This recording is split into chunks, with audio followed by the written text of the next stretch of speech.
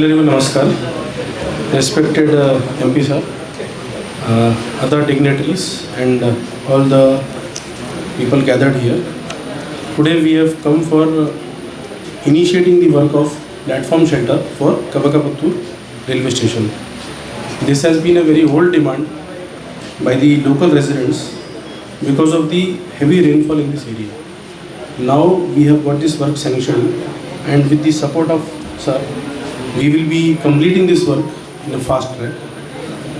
Several other works are also sanctioned for the benefit of the residents of this area.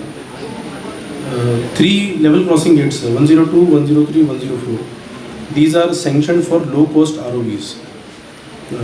Honorable MP sir has also shown his interest in executing these work in a fast manner.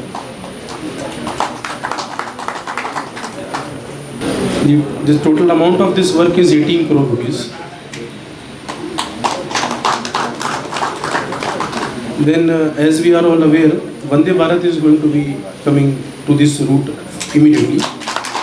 So for that Subramania Road station quick coach watering system is also sanctioned. That is for 5.29 crore rupees.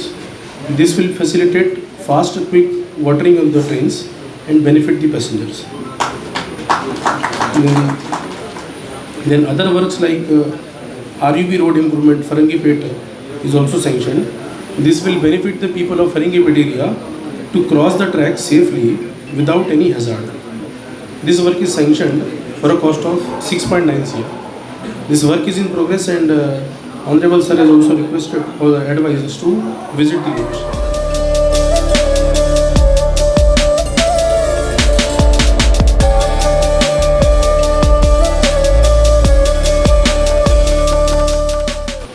ಇವತ್ತು ಪುತ್ತೂರು ಭಾಗದ railway ಮೂಲಸೌಕರ್ಯ ಅಭಿವೃದ್ಧಿ ದೃಷ್ಟಿಯಿಂದ ಅತ್ಯಂತ ಮಹತ್ವವಾದಂಥ ಒಂದು ದಿನ.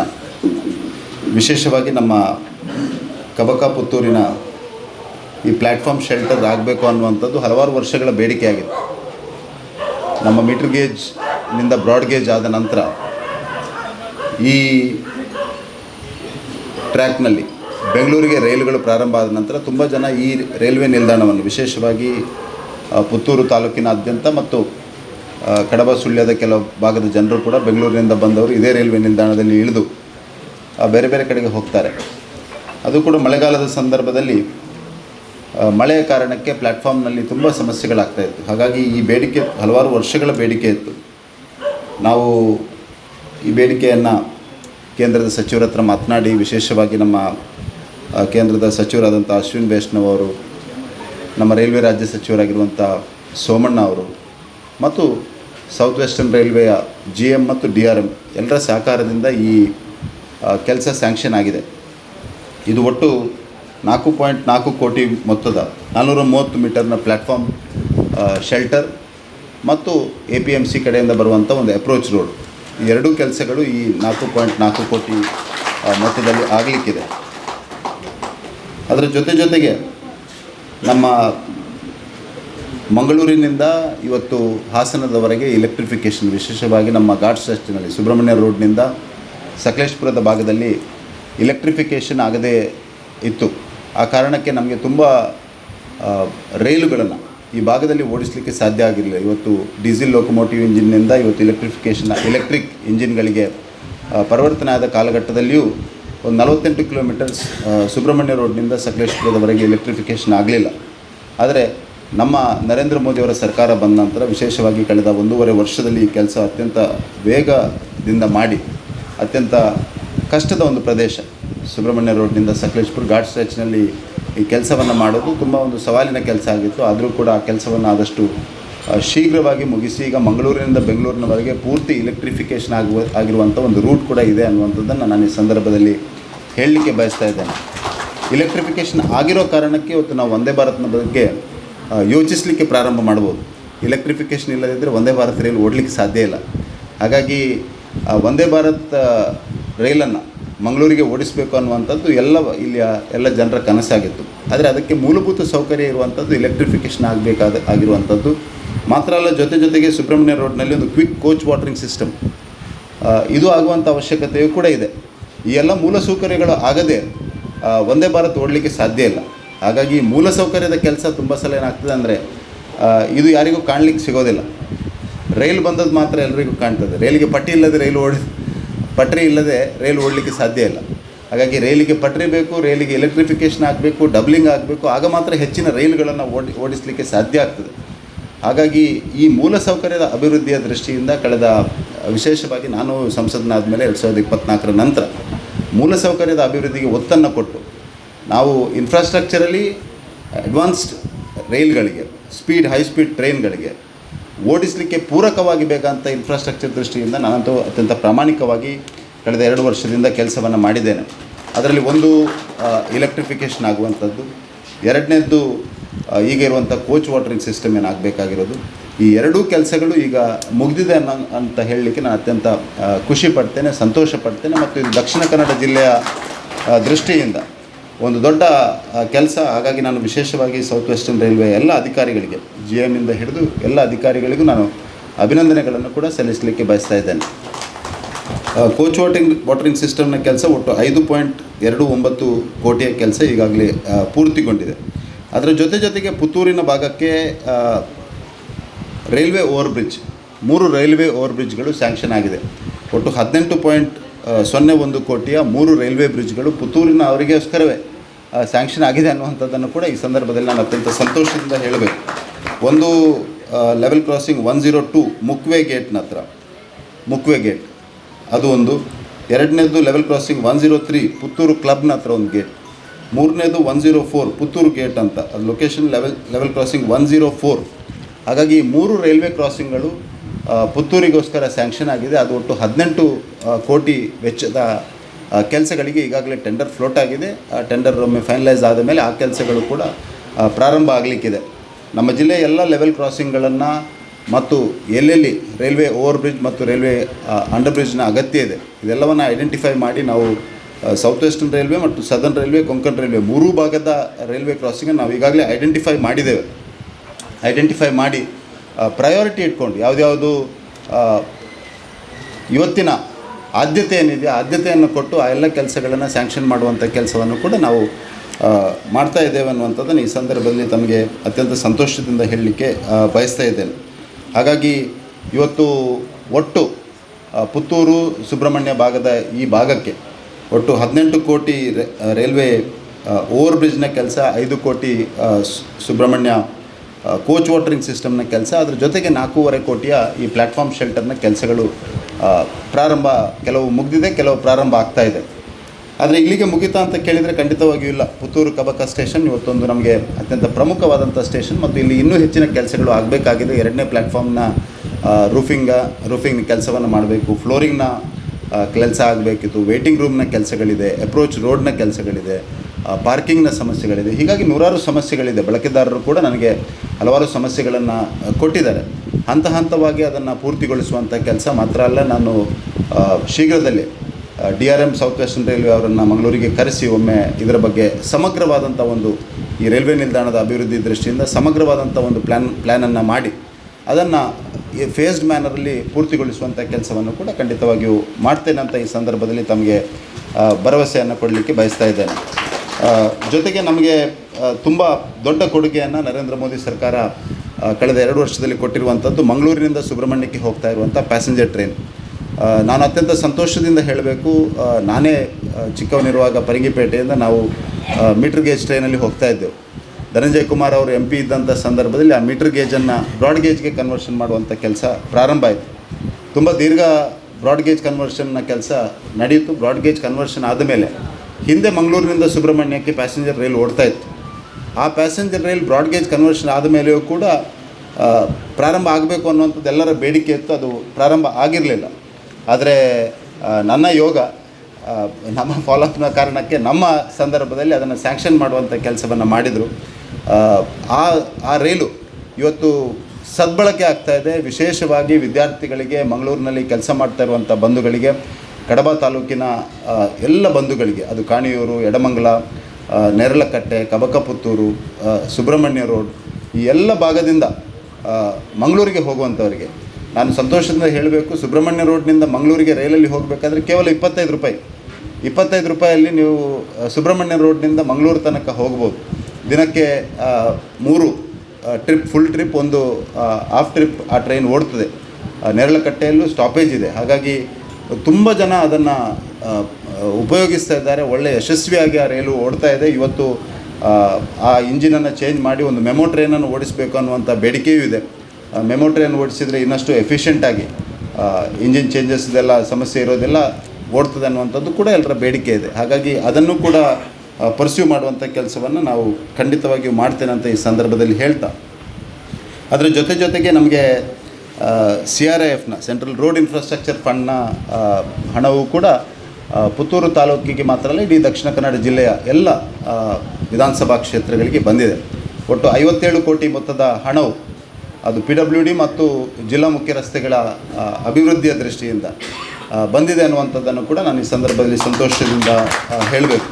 ಅದರಲ್ಲಿ ಉಪ್ಪಿನಂಗಡಿ ಪೆರಿಯಡ್ಕ ಕೊಯ್ಲ ರಸ್ತೆಗೆ 2 ಕೋಟಿ ರೂಪಾಯಿ, ಸಂಟ್ಯಾರು ಬೆಟ್ಟಂಪಾಡಿ ರಸ್ತೆಗೆ 3 ಕೋಟಿ ರೂಪಾಯಿ, ಕೇಪುಲ ಪಡೀಲ್ ರಸ್ತೆಗೆ 1 ಕೋಟಿ ರೂಪಾಯಿ, ಸುಬ್ರಹ್ಮಣ್ಯ ಮಂಜೇಶ್ವರ ರಸ್ತೆಯ ಆಯ್ದ ಭಾಗಗಳಿಗೆ ಒಟ್ಟು 6 ಕೋಟಿ ರೂಪಾಯಿ, ಅನಂತಾಡಿ ಮಂಗಿಲಪದವು ಕೊಡಪದವು ರಸ್ತೆ ಇದಕ್ಕೆ 5 ಕೋಟಿ ರೂಪಾಯಿ.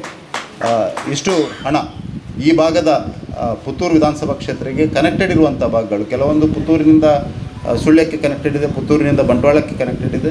ಆದರೆ ಇಷ್ಟು ಹಣ ಒಟ್ಟು ಪುತ್ತೂರು ವಿಧಾನಸಭಾ ಕ್ಷೇತ್ರಕ್ಕೆ ಸಂಬಂಧಪಟ್ಟ ಹಾಗೆ ಬಂದಿದೆ ಅನ್ನುವಂಥದ್ದನ್ನು ಕೂಡ ಈ ಸಂದರ್ಭದಲ್ಲಿ ನಾನು ಅತ್ಯಂತ ಸಂತೋಷದಿಂದ ಹೇಳಲಿಕ್ಕೆ ಬಯಸ್ತಾ ಇದ್ದೇನೆ. ನಾವು ಅಭಿವೃದ್ಧಿಯ ವಿಷಯದಲ್ಲಿ ರಾಜಕೀಯ ಮಾಡೋದಿಲ್ಲ ಅನ್ನುವಂಥದ್ದು ಭಾರತೀಯ ಜನತಾ ಪಾರ್ಟಿಯ ಸದಾ ಮಾತು. ನಾವು ಯಾವತ್ತೂ ಕೂಡ ಅಭಿವೃದ್ಧಿಯ ವಿಷಯದಲ್ಲಿ ರಾಜಕೀಯ ಮಾಡೋದಿಲ್ಲ. ಯಾಕೆಂದರೆ 70 ವರ್ಷದಿಂದ ಕಾಂಗ್ರೆಸ್ ಅದೇ ರಾಜಕೀಯವನ್ನು ಮಾಡಿಕೊಂಡು ಬಂದಿದೆ. ನಾವು ಜನರ ಕಲ್ಯಾಣಕ್ಕೋಸ್ಕರ, ವಿಕಾಸಕ್ಕೋಸ್ಕರ, ಜನರ ವಿಶ್ವಾಸವನ್ನು ಗಳಿಸುವುದಕ್ಕೋಸ್ಕರ ಅತ್ಯಂತ ಪ್ರಾಮಾಣಿಕವಾಗಿ ಜನರ ಕೆಲಸವನ್ನು ಮಾಡುವಂಥ ಪ್ರಾಮಾಣಿಕ ಪ್ರಯತ್ನವನ್ನು ಮಾಡ್ತೇವೆ. ರಾಜ್ಯ ಸರ್ಕಾರದ ಸಹಕಾರ ಸಿಕ್ಕರೆ ಇನ್ನಷ್ಟು ಕೆಲಸಗಳನ್ನು ಮಾಡುವಂಥ ಇಚ್ಛಾಶಕ್ತಿ ಜೊತೆಗೆ ನರೇಂದ್ರ ಮೋದಿ ಸರ್ಕಾರದ ಸಂಕಲ್ಪ ಶಕ್ತಿಯೂ ಇದೆ. ಹಾಗಾಗಿ ರಾಜ್ಯ ಸರ್ಕಾರ ಇನ್ನಷ್ಟು ಮುತುವರ್ಜಿಯನ್ನು ವಹಿಸಿಕೊಂಡು ಕೇಂದ್ರದ ಯೋಜನೆಗಳನ್ನು ಆದಷ್ಟು ಶೀಘ್ರ ಪ್ರಪೋಸಲನ್ನು ದೆಹಲಿಗೆ ಕಳಿಸಿ ಅದನ್ನು ಫೈನಲೈಸ್ ಮಾಡುವಂಥ ಕೆಲಸ, ಕೇಂದ್ರ ಸರ್ಕಾರದ ಇನ್ಫ್ರಾಸ್ಟ್ರಕ್ಚರ್ ಕೆಲಸಗಳಿಗೆ ಲ್ಯಾಂಡನ್ನು ಒದಗಿಸಿಕೊಡುವಂಥ ಕೆಲಸ ಮಾತ್ರ ಅಲ್ಲ, ಬೇರೆ ಬೇರೆ ಯೋಜನೆಗಳಿಗೆ ಬೆನಿಫಿಷರಿಗಳನ್ನು ಐಡೆಂಟಿಫೈ ಮಾಡುವಂಥ ಕೆಲಸ, ಈ ಎಲ್ಲ ಕೆಲಸಗಳನ್ನು ರಾಜ್ಯ ಸರ್ಕಾರ ಪೂರಕವಾಗಿ ಮಾಡಿಕೊಟ್ರೆ ಇನ್ನಷ್ಟು ಪರಿಣಾಮಕಾರಿಯಾಗಿ ಕೇಂದ್ರದ ಯೋಜನೆಗಳನ್ನು, ಕೇಂದ್ರದ ಕಾರ್ಯಕ್ರಮಗಳನ್ನು ಜನರಿಗೆ ತಲುಪಿಸುವಲ್ಲಿ ನಾವಂತೂ ಖಂಡಿತ ಯಶಸ್ವಿ ಆಗಬಹುದು ಅನ್ನುವಂಥ ವಿನಂತಿಯನ್ನು ಮಾಡ್ತಾ ಎಲ್ರಿಗೂ ಈ ಕಾರ್ಯಕ್ರಮದಲ್ಲಿ ಭಾಗವಹಿಸೋದಕ್ಕೆ ಶುಭವನ್ನು ಹಾರೈಸ್ತಾ ಇದ್ದೇನೆ. ಈ ಕೆಲಸ ಆದಷ್ಟು ಶೀಘ್ರವಾಗಿ ಆಗಲಿ ಅನ್ನುವಂಥ ಪ್ರಾರ್ಥನೆಯನ್ನು ಮತ್ತೊಮ್ಮೆ ಪುತ್ತೂರು ಮಾಲಿಂಗೇಶ್ವರನಲ್ಲಿ ಮಾಡ್ತಾ ಈ ಕಾರ್ಯಕ್ರಮದಲ್ಲಿ ಭಾಗವಹಿಸಿರುವಂಥ ಎಲ್ಲರಿಗೂ ವಿಶೇಷವಾಗಿ ಧನ್ಯವಾದಗಳು, ಅಭಿನಂದನೆಗಳು, ಶುಭ ಹಾರೈಕೆಗಳು. ಜೈ ಹಿಂದ್. ಘಾಟ್ನ ದೃಷ್ಟಿಯಿಂದ ರೈಲ್ವೆ ಮತ್ತು ರಸ್ತೆ ಇಲಾಖೆ ಎರಡೂ ಜಂಟಿ ಸಮೀಕ್ಷೆಯ ದೃಷ್ಟಿಯಿಂದ ಜಾಯಿಂಟ್ ವರ್ಕಿಂಗ್ ಗ್ರೂಪನ್ನು ಮಾಡಿತ್ತು. ಜಂಟಿ ಸಮೀಕ್ಷೆಯು ನಡೆದಿದೆ. ಜಂಟಿ ಸಮೀಕ್ಷೆ ಆಗುವಂಥ ಸಂದರ್ಭದಲ್ಲಿ ರಸ್ತೆ ಇಲಾಖೆಗೆ ಯಾವುದೇ ಅಲೈನ್ಮೆಂಟಲ್ಲಿ ಕೂಡ ಹೋಗ್ಬೋದು. ಆದರೆ ರೈಲ್ವೆ ಇಲಾಖೆಗೆ ಅಲೈನ್ಮೆಂಟ್ ಗ್ರೇಡಿಯಂಟ್ ಸಿಗಬೇಕು, ಗ್ರೇಡಿಯಂಟ್ ಆಗುವಂಥ ಅವಶ್ಯಕತೆ ಇದೆ. ನಮ್ಮ ಈಗಿರುವಂಥ ಗ್ರೇಡಿಯಂಟ್ ಇದೆ, ಅದು 1:50 ಏನೋ ಇದೆ, 1:150 ಆಗಬೇಕು ಅನ್ನೋಂಥದ್ದು ಗ್ರೇಡಿಯಂಟ್ನ ವಿಷಯ.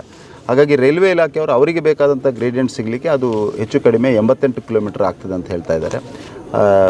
ರಸ್ತೆಯವರು 38 ಕಿಲೋಮೀಟರ್ನಲ್ಲಿ ನಮಗೆ ಅಲೈನ್ಮೆಂಟ್ ಸಿಗ್ತದೆ ಅಂತ ಹೇಳ್ತಾ ಇದ್ದಾರೆ. ಹಾಗಾಗಿ ಅದರ ಬಗ್ಗೆ ಒಂದು ಜಾಯಿಂಟ್ ವರ್ಕಿಂಗ್ ಗ್ರೂಪ್ನ ಮೀಟಿಂಗ್ ಆಗಿದೆ. ಈಗ ರಸ್ತೆ ಅವರು ನಮ್ಮ ಕೆಲಸವನ್ನು ನಾವು ಸಪ್ರೇಟಾಗಿ ಮಾಡ್ತೇವೆ, ರೈಲ್ವೆ ಅವರು ಸಪ್ರೇಟಾಗಿ ಮಾಡ್ತಾರೆ ಅನ್ನುವಂಥದ್ದು ನಿರ್ಧಾರವನ್ನು ತೆಗೆದುಕೊಂಡಿದ್ದಾರೆ. ರಸ್ತೆಯ ದೃಷ್ಟಿಯಿಂದ ಅಲೈನ್ಮೆಂಟ್ ಫಿಕ್ಸ್ ಆಗಿ DPR ಆಗಬೇಕಾಗಿದೆ. ಬಟ್ ಇನ್ ಪ್ರಿನ್ಸಿಪಲ್ ಅವರು ರಸ್ತೆಯನ್ನು ಟೇಕಪ್ ಮಾಡ್ತಾರೆ ಅನ್ನುವಂಥದ್ದನ್ನು ಹೇಳಿದ್ದಾರೆ. ರೈಲ್ವೆ ಇಲಾಖೆ ಇನ್ನು ಮುಂದುವರಿದ ಸರ್ವೆ, ಅದರ ಅವ್ರ ಲೊಕೇಶನ್ ಸರ್ವೆ ಆಗಬೇಕು, ಅದು ಸಪ್ರೇಟಾಗಿ ಆಗ್ತದೆ. ಒಟ್ಟು ಮಾಡುವಂಥ ಪ್ರಯತ್ನ ಮಾಡಿತ್ತು.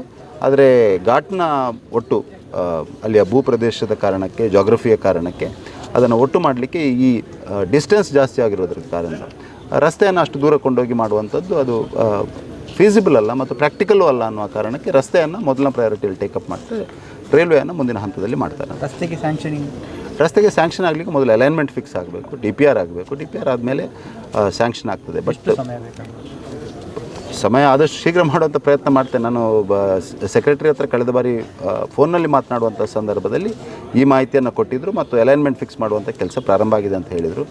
ನಾನು ಮಳೆಗಾಲದ ಅಧಿವೇಶನದ ಸಂದರ್ಭದಲ್ಲಿ ಸಚಿವರನ್ನು ಮತ್ತು ಇವರನ್ನಿಬ್ಬರನ್ನು ಭೇಟಿಯಾಗಿ ಅದರ ಬಗ್ಗೆ ಮಾಹಿತಿಯನ್ನು ತಮಗೆ ಕೊಡ್ತೀನಿ. ವಂದೇ ಭಾರತ್ ರೈಲ್ ಓಡಿಸಲಿಕ್ಕೆ ಹಲವಾರು ಟೆಕ್ನಿಕಲ್ ವಿಷಯಗಳು ಇರ್ತದೆ.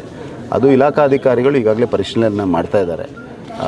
ಒಂದು ಸುಬ್ರಹ್ಮಣ್ಯದಲ್ಲಿ ಕೋಚ್ ವಾಟರಿಂಗ್ ಸಿಸ್ಟಮ್ ಬೇಕಿತ್ತು, ಇಲೆಕ್ಟ್ರಿಫಿಕೇಷನ್ ಬೇಕಿತ್ತು, ಈ ಎಲ್ಲ ಕೆಲಸಗಳು ಆಗಿದೆ. ಮುಂದಿನ ಹಂತದಲ್ಲಿ ಘಾಟ್ ಸ್ಟ್ರೆಚ್ನಲ್ಲಿ ಹೇಗೆ ರೈಲು ಓಡ್ತದೆ, ಒಟ್ಟು ಟೈಮಿಂಗನ್ನು ಸ್ಲಾಟ್ ಕೊಡುವಂಥದ್ದು, ಈ ರೀತಿ ಹಲವಾರು ಕೆಲಸಗಳು ಆಗ್ತಾಯಿದೆ. ಒಟ್ಟು ಅದರ ಡಿಸ್ಕಷನ್ಸ್ ನಡೀತಾ ಇದೆ. ಆದಷ್ಟು ಶೀಘ್ರ ಆಗ್ಬೋದು ಅನ್ನುವಂಥ ವಿಶ್ವಾಸ ಇದೆ. ಆದರೂ ಕೂಡ ಇದು ಟೆಕ್ನಿಕಲ್ ಮತ್ತು ಆಪರೇಷನಲ್ ರೈಲ್ವೆ ವಿಷಯ ಆಗಿರೋದ್ರಿಂದ ಅಲ್ಲಿಂದ ಒಂದು ನಿರ್ದಿಷ್ಟವಾದಂಥ ಮಾಹಿತಿ ಬರುವ ಮೊದಲು ನಾನು ಯಾವುದನ್ನು ಕಮೆಂಟ್ ಮಾಡೋದು ಸರಿ ಕಾಣೋದಿಲ್ಲ.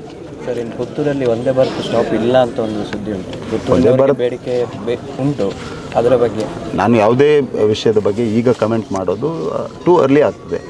ಒಂದು ಸಲ ವಂದೇ ಭಾರತ್ ಟ್ರಯಲ್ ರನ್ ಓಡಿದ ಮೇಲೆ ಅದರ ಟೈಮಿಂಗ್ಸ್ ಫಿಕ್ಸ್ ಆದಮೇಲೆ ಆಮೇಲೆ ಈ ಪುತ್ತೂರಿನ ಬೇಡಿಕೆಯನ್ನು ಕೂಡ ಸಂಬಂಧಪಟ್ಟವರ ಗಮನಕ್ಕೆ ತಂದು ನಿಲ್ಲಿಸುವಂಥ ಪ್ರಯತ್ನವನ್ನು ಮಾಡೋಣ. ಆದರೆ ಒಟ್ಟು ಆಗಬೇಕಾಗಿರೋದು ನಮಗಿರುವಂಥದ್ದು ದೊಡ್ಡ ಸವಾಲೇನೆಂದರೆ ಮಂಗಳೂರಿನಿಂದ ಬೆಂಗಳೂರಿಗೆ ಹೋಗುವಂಥ ಈ ರೈಲ್ವೆ ಲೈನ್ ಏನಿದೆ, ಇದು ಸಿಂಗಲ್ ರೈಲ್ವೆ ಲೈನ್. ಇದನ್ನು ನಾವು ಅರ್ಥ ಮಾಡಿಕೊಳ್ಬೇಕು. ನಾನು ಎಲ್ಲ ರೈಲ್ವೆ ಆ್ಯಕ್ಟಿವಿಸ್ಟ್ಗಳಲ್ಲಿ, ರೈಲ್ವೆ ಬಳಕೆದಾರರಲ್ಲಿ ಎಲ್ಲರಲ್ಲೂ ವಿನಂತಿಯನ್ನು ಮಾಡೋದು, ನಾವು ರೈಲ್ವೆ ಇನ್ಫ್ರಾಸ್ಟ್ರಕ್ಚರನ್ನು ಅಪ್ಗ್ರೇಡ್ ಮಾಡದೆ ರೈಲು ಹೆಚ್ಚು ಓಡಿಸಬೇಕು ಅನ್ನಂತ ಹೇಳುವುದು ಅದು ಪ್ರಾಕ್ಟಿಕಲ್ ಅಲ್ಲ.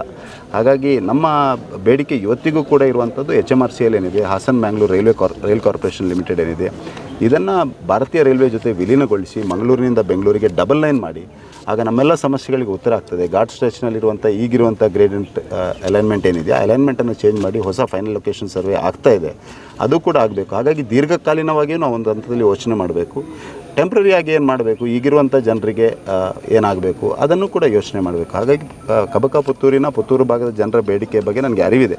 ಅದನ್ನು ಖಂಡಿತವಾಗಿ ನಾನು ಗಮನದಲ್ಲಿ ಇಟ್ಕೊಂಡು ಕೆಲಸವನ್ನು ಮಾಡ್ತೇನೆ. ಇಲ್ಲಿರುವ ವೇಟಿಂಗ್ ರೂಮ್ ಮತ್ತು ಬೇರೆ ತುಂಬ ಆ ರೀತಿಯ ನಾನು ಮಾತನಾಡುವಾಗಲೂ ಹೇಳಿದೆ, ತುಂಬ ಆ ರೀತಿಯ ಸಮಸ್ಯೆಗಳಿದೆ. ಒಟ್ಟು ಈ ರೈಲ್ವೆ ನಿಲ್ದಾಣ ಅಭಿವೃದ್ಧಿ ಆಗಬೇಕು, ಸಮಗ್ರವಾಗಿ ಅಭಿವೃದ್ಧಿ ಆಗಬೇಕು. ಆದರೆ ಇದು ಪ್ರಯಾರಿಟಿಯಲ್ಲಿದ್ದಂಥ ಕೆಲಸ. ಪ್ಲ್ಯಾಟ್ಫಾರ್ಮ್ ಶೆಲ್ಟರ್ ಆಗಲೇಬೇಕಿತ್ತು. ಹಾಗಾಗಿ ಅದನ್ನು ಒತ್ತಡ ಹಾಕಿ ಪ್ಲ್ಯಾಟ್ಫಾರ್ಮ್ ಶೆಲ್ಟರ್ನ ಇದನ್ನು ಟೆಂಡರನ್ನು ಮೊದಲು ಮಾಡಿಸಿದೆ. ಸರ್, ಈಗ ಹಳೆ ತಂತ್ರಜ್ಞಾನವನ್ನು ಬಳಸ್ತಾರೆ. ಹಳೆ ತಂತ್ರಜ್ಞಾನದಲ್ಲಿ ಇದನ್ನು ಈಗ ಪ್ಲ್ಯಾಟ್ಫಾರ್ಮ್ ಶೆಲ್ಟರಲ್ಲಿ ಏನು ತಂತ್ರಜ್ಞಾನ ಇದೆ, ಮಾಡೆಲ್ ಇದೆ ಅಷ್ಟೇ. ಯಾವುದು ಹಳೆ ಮಾಡೆಲಲ್ಲಿ ಮಾಡ್ತಾ ಇದ್ದಾರೆ, ನನಗೆ ಗೊತ್ತಿಲ್ಲ, ಅದರ ಬಗ್ಗೆ ನನಗೆ ಮಾಹಿತಿ ಇಲ್ಲ. ಯಾವುದು ಅಕ್ರಾಸ್ ಇಂಡಿಯಾ ರೈಲ್ವೆ ಸ್ಟ್ಯಾಂಡರ್ಡ್ಸ್ ಇದೆ ಅದರ ಪ್ರಕಾರ ಮಾಡ್ತಾರೆ. ಸರ್, ಇನ್ನೊಂದು ಈಗ ಇಲ್ಲಿ APMC ರೋಡಲ್ಲಿ ಡಬಲ್ ರೋಡ್ ಆಗಲಿಕ್ಕೆ ಅದು ಇನ್ನೂ ಒಂದು ಸಿಂಗಲ್ ರೋಡ್ ಆಗೇ ಇದೆ, ಅದು ಜಾಗ ಎಕ್ವೇಷನ್ ಎಲ್ಲ ಬಾಕಿ ಇದೆ. ನಾನು ಅದರ ಬಗ್ಗೆ ಒಂದು ಸಲ ಡೀಟೇಲ್ ಆಗಿ ಸೌತ್ ವೆಸ್ಟರ್ನ್ ರೈಲ್ವೆ ಮತ್ತು ಸಂಬಂಧಪಟ್ಟವ್ರ ಹತ್ರ ಮಾತನಾಡಿ ಮಾಹಿತಿ ಕೊಡ್ತೇನೆ. ಬಂಟ್ವಾಳ ಮತ್ತು ಸುಬ್ರಹ್ಮಣ್ಯದು ಅಮೃತ ನಿಲ್ದಾಣದ ಕಾಮಗಾರಿ ನಡೀತಾ ಇದೆ. ಹೆಚ್ಚು ಕಡಿಮೆ ಮಂಗಳೂರು ಜಂಕ್ಷನ್, ಬಂಟ್ವಾಳ ಮತ್ತು ಸುಬ್ರಹ್ಮಣ್ಯ ರೋಡ್ನ ಅಮೃತ್ ಭಾರತ್ನ ಕೆಲಸ ವೇಗವಾಗಿ ಸುಬ್ರಹ್ಮಣ್ಯ ಸ್ವಲ್ಪ ಸ್ಲೋ ಇದೆ ಅನ್ನುವಂಥ ಮಾಹಿತಿ ಇದೆ. ನಾನು ಒಂದು ಸಲ ಭೇಟಿಯನ್ನು ಕೂಡ ಮಾಡಿದ್ದೇನೆ. ಬಂಟ್ವಾಳಕ್ಕೆ ನೀವು ಹೋಗಲಿಲ್ಲ ಅಂತ? ಬಂಟ್ವಾಳದ ಕೆಲಸ ಒಳ್ಳೆ ರೀತಿಯಲ್ಲಿ ನಡೆದಿದೆ. ಹಾಗಾಗಿ ನಾನು ಹೋಗಲಿಲ್ಲ ಅಂದರೆ ಆಗಲ್ಲ. ಬಂಟ್ವಾಳಕ್ಕೆ ತುಂಬ ಸಲ ಹೋಗಿದ್ದೇನೆ ನಾನು. ಬಂಟ್ವಾಳ ರೈಲ್ವೆ ನಿಲ್ದಾಣಕ್ಕೆ ಹೋಗಲಿಲ್ಲ ಅನ್ನುವಂಥದ್ದು ನನ್ನ ನೋಡಿದವರು ಹೇಳಿರುವಂಥದ್ದು. ನಾನು ಆ ಸುಬ್ರಹ್ಮಣ್ಯ ಟ್ರೈನಲ್ಲಿ ಸುಬ್ರಹ್ಮಣ್ಯಕ್ಕೆ ಹೋಗುವಾಗ ಬಂಟ್ವಾಳ ರೈಲ್ವೆ ನಿಲ್ದಾಣದಲ್ಲಿ ಇಳಿದು ಎಲ್ಲ ಕಾಮಗಾರಿಗಳನ್ನು ವೀಕ್ಷಿಸಿದ್ದೇನೆ. ಬಂಟ್ವಾಳ ರೈಲ್ವೆ ನಿಲ್ದಾಣ ಪಕ್ಕದಲ್ಲೇ ಇದೆ, ತುಂಬ ಸಲ ಹೋಗಿದ್ದೇನೆ. ಮುಂದಿನ ಸಲ ಹೋಗುವಾಗ ನಿಮ್ಮೆಲ್ಲರನ್ನ ಕರ್ಕೊಂಡು ಹೋಗ್ತೇನೆ, ಆಗ ನೀವು ಆ ಮಾಹಿತಿಯನ್ನು ಎಲ್ರಿಗೂ ಕೊಡ್ಬೋದು. ಸರ್, ಈಗ ಮಾಣಿ ಮೈಸೂರು ಹೆದ್ದಾರಿ ಮಾಣಿ ಮೈಸೂರು ಹೆದ್ದಾರಿ NH ಮತ್ತು NH ಏನೋ ಸ್ವಲ್ಪ ಕನ್ಫ್ಯೂಷನ್ಸ್ ಇದೆ. DPR ಒಂದು ಹಂತದಲ್ಲಿ ಆಗಿದೆ ಅದರದ್ದು. ಅದನ್ನು ಕೂಡ ನಾನು ಮಳೆಗಾಲದ ಅಧಿವೇಶನದಲ್ಲಿ ಅದನ್ನು ಸಮಗ್ರವಾಗಿ ಎರಡೂ ಇಲಾಖೆ ಅಧಿಕಾರಿಗಳನ್ನು ಸೆಕ್ರೆಟರಿ ಲೆವೆಲಲ್ಲಿ ಮಾತನಾಡಿ ಅದರ ಬಗ್ಗೆ ಮಾಹಿತಿಯನ್ನು ತಂದು ಕೊಡ್ತೇನೆ. ಬಟ್ ಅದು ಪ್ರೋಗ್ರೆಸ್ಸಲ್ಲಿ ಇದೆ ಕೆಲಸ. ನಾವು ಕಮಿಟೆಡ್ ಇದ್ದೇವೆ ಮಾಣಿ ಮತ್ತು ಸಂಪಾಜೆ ಮಧ್ಯೆ ಅಪ್ಗ್ರೇಡ್ ಮಾಡುವಂಥ ಒಂದು 4 ಲೇನ್ ರಸ್ತೆಯನ್ನು ಮಾಡುವಂಥ ಬಗ್ಗೆ ಕಮಿಟೆಡ್ ಆಗಿದೆ.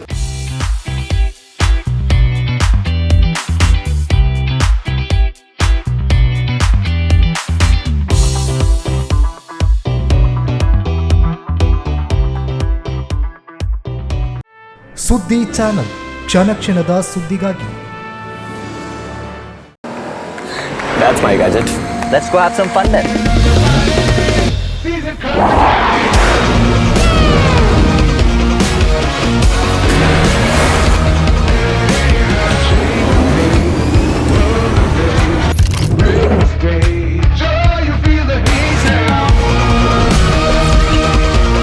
Introducing the hot and techy Brezza SCNG. Cool new SCNG tech for a cool new generation.